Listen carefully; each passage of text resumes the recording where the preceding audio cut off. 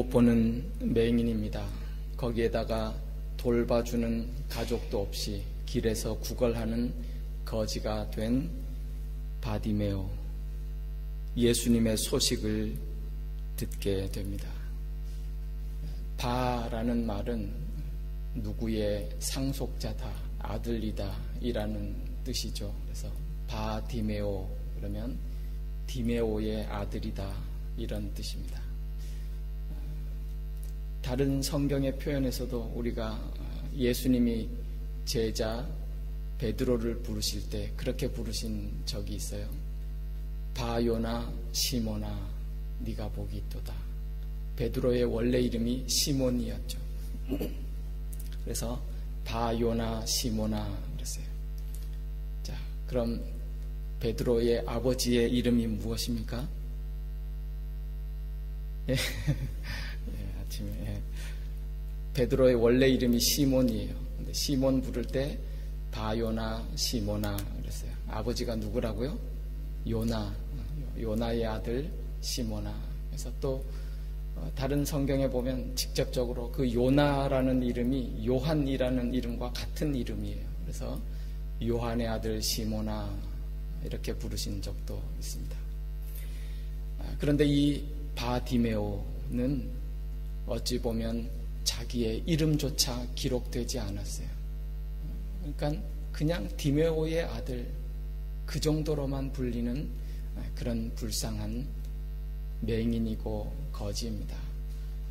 우리도 가끔 가다가 그런 이야기 하곤 했잖아요. 야, 누구 집 아들이 이렇게 눈이 멀었대. 누구 집 아들이 이렇게 병에 걸렸대. 그 아들의 이름이 드러나지도 않고 그냥 누구의 아들 그 정도로만 이렇게 취급받는 그런 경우도 있었잖아요. 이 바디메오 이름이 뭔지도 모릅니다. 그런데 오늘 본문에 보니까 디메오의 아들, 그래도 한 가정의 사랑스러운 아들이었고 상속자였고 자식이었는데 시간이 지나면서 어떻게 됐는지는 모르지만 이제는 가족으로부터도 다 떨어져서 길에서 혼자 구걸하면서 사는 그런 불쌍한 처지가 되었습니다. 우리 한국 속담에 그런 말이 있죠. 몸이 10냥이면 눈이 몇 냥이라고요? 9냥 이런 그렇죠. 눈이 그렇게 중요해요. 보지 못하는 사람이 얼마나 불쌍합니까? 더군다나 거지가 되어서 빌어먹습니다. 그런데 이 바디메오가 소식을 들었어요.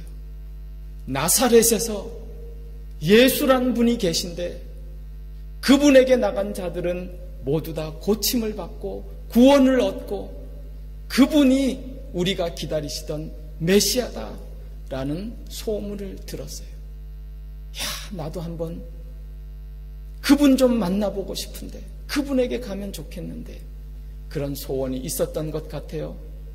여리고 길가에서 구걸하다가 아니 그렇게 듣던 나사렛 예수시란 분이 지금 이리로 들어온다는 그런 음성되는 소리를 듣습니다. 성경에 보니까 이 바디메오가 일어나서 소리를 외치면서 다윗의 자손이여 나를 불쌍히 여기소서 소리를 지르고 외칩니다. 제자들이 사람들이 꾸짖었어요. 왜 이렇게 시끄럽게 난리야? 그럼에도 불구하고 더 크게 소리를 질러서 다윗의 자손이여 나를 불쌍히 여겨주소서. 여러분 이 바디메오가 다윗의 자손이라고 부른 것은 큰 의미가 있어요. 왜냐하면 당시에 그 이스라엘 백성들이 기다리던 메시아를 부를 때에 메시아는 다윗의 자손이다 라는 그런 다 인식이 있었어요. 지금 바디메오에게는 나사렛에서 자라나시고 역사하셨던 그 역사적인 예수님, 그분이야말로 내가 기다리고 우리가 기다리던 메시아이십니다 라는 그 고백으로 다윗의 자손이여 나를 불쌍히 여기소서 라고 외치고 주님을 향해, 예수님을 향해 고백하고 있는 거예요. 그런데 본문에 보니까 제자들이 뭐라 그래요? 꾸짖었다 그래요. 왜 소리를 지르고, 왜 너 같은 게 이렇게 시끄럽게 하냐고. 왜냐하면 당시에 이스라엘 문화 속에서 눈이 멀었다, 장님이 되었다 라는 것은 뭔가 하나님 앞에 죄가 있다, 죄의 결과다라는 그런 인식이 있었어요. 더군다나 거지가 되었다, 마을 사람들로부터 쫓겨나서 길에서 구걸하여 먹는 거지가 되었다라는 것은 또한 구약 배경적으로 이 사람은 하나님으로부터 저주받았다라는 그런 인식이 있었어요. 그러니까 제자들이나 딴 사람이 볼 때는 꾸짖을 수밖에 없죠. 너의 죄로 말미암아서 마땅히 저주받은 주제에, 그렇게 사는 것이 당연한 주제에 네가 어떻게 예수님을 찾아오느냐, 왜 예수님을 부르냐, 쓸데없이. 제자들이 꾸짖는 그 제자들의 마음에는 율법적인 그런 정죄하는 마음뿐이었어요. 어떻게 보면 율법을 주시고 사람을 사랑하셨던 그 하나님의 근본 사랑의 마음을 이해하는 것이 아니라 그냥 남을 판단하고 정죄하고 그런 마음으로 꾸짖고 있는 거예요. 이렇게 소리 지르는 바디메오, 그러나 예수님이 본문에 보니까요, 머물러 서서 제자들에게 그를 부르라 그렇게 말씀하셨죠. 그러니까 제자들이 그 바디메오를 부르면서 야, 예수님이 너를 부르신다, 이리 오너라, 그렇게 했던 것 같아요. 근데 49절에 보면 참 귀한 표현이 있어요. 그가 일어나라, 그가 너를 부르신다 하매 그가 맹인이 겉옷을 내버리고 뛰어 일어나 예수께 나왔다 그럽니다. 여러분 죄송합니다만은 여러분 맹인이 뛰는 것 보셨어요? 저 한 번도 보지를 못했어요. 저도 이제 학교 다닐 때에 이렇게 봉사 활동도 한다고 그래서 이렇게 맹인이 되신 분들 그런 단체에 가서 또 며칠 이렇게 안내도 해드리고 이렇게 아픔도 나눠드리고 그런 봉사도 이렇게 하잖아요. 가끔 저도 경험하고. 참 그때 너무 안타까워요. 불쌍해요. 그렇죠? 보지 못한다는 거. 그분들 어떤 분들은요 그런 말씀도 하더라고요. 태어날 때부터 맹인이면 차라리 괜찮대.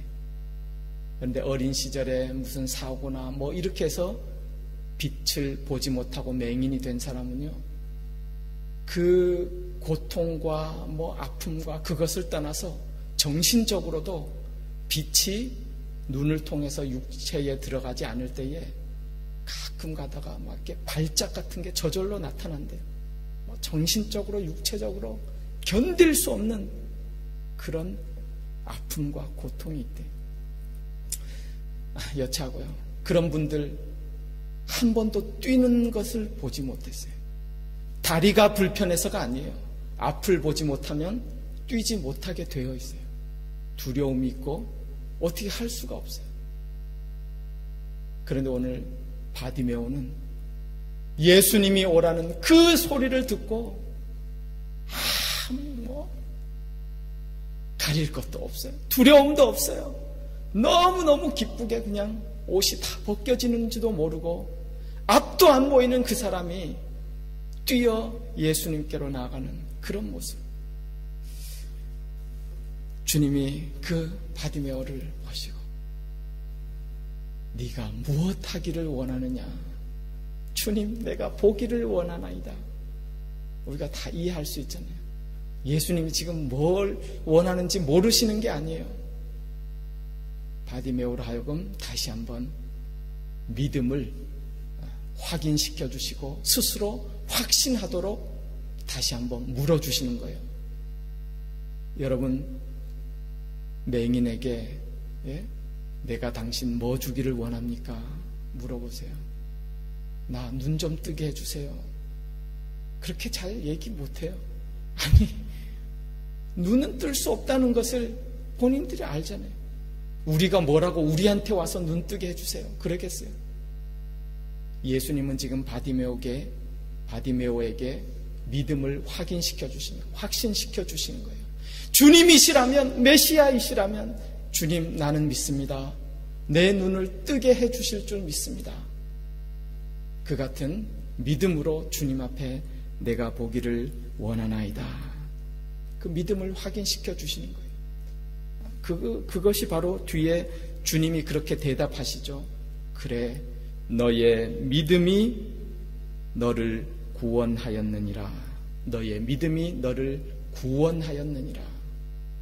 그리고 나니까, 구원을 선포하시니까 그제서야 저절로 바디메오의 눈이 떠져서 너무 기뻐서 그 자리에서 곧 일어나 예수님을 따라갔다. 그렇게 성경은 우리 가운데 말씀해 주고 있습니다. 여러분, 하나님의 은혜, 구원의 은혜는 때에 따라서 우리로 하여금 온전케 하고 또 우리의 육신을 온전케 하고 치유하세요. 그것이 성경에 나오는 예수님이 치유하신 그 사건의 의미예요. 하나님의 구원의 은혜가 임할 때 우리를 온전케 하시는 거예요. 우리의 육신을 치유하는 거예요. 그러나 오해하지 마십시오. 육신의 치유 그 자체가 어떤 의미가 있는 것이 아니에요. 왜요? 우리도 알잖아요. 예수님만 병을 고치십니까? 약을 통해서도 고칠 수 있잖아요. 의사를 통해서도 때에 따라서는 우리가 몸을 고치고 낫잖아요.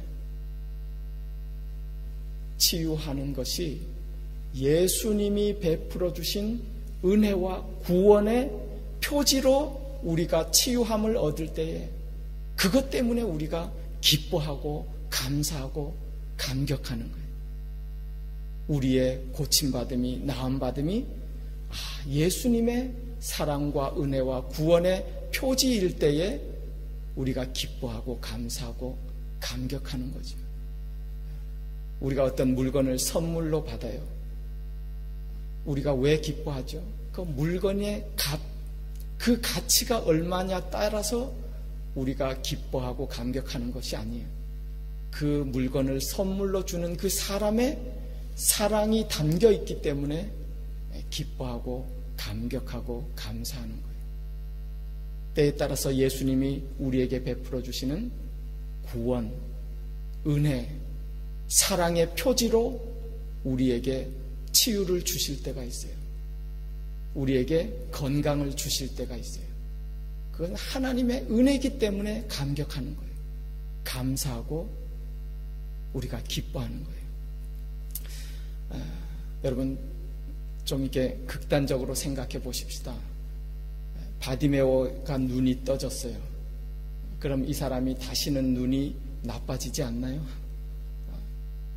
예수님이 병을 고쳐주셨어요. 그 사람이 다시는 병에 걸리지 않나요? 예수님이 죽은 자를 살려주셨어요. 그 사람이 다시는 죽지 않나요? 그렇지 않잖아요. 육체적으로 쇠약해져 가고, 저도 벌써 나이가 얼마 안 됐는데 눈이 벌써 침침해지고, 눈도 나빠지고 질병도 걸리고 또 우리는 다 죽게 돼요. 그 육체적인 표지, 고침받은 그것만이 중요한 것이 아니에요. 그것이 일어날 때에 그것이 하나님의 구원의 표지였고 은혜와 사랑의 표지였기 때문에 우리는 기뻐하고 감사하고 감격하는 거예요. 오늘 바디메오의 사건을 통해서 우리가 잘 압니다. 주님이 주시는 교훈을 요약하면 이런 거죠.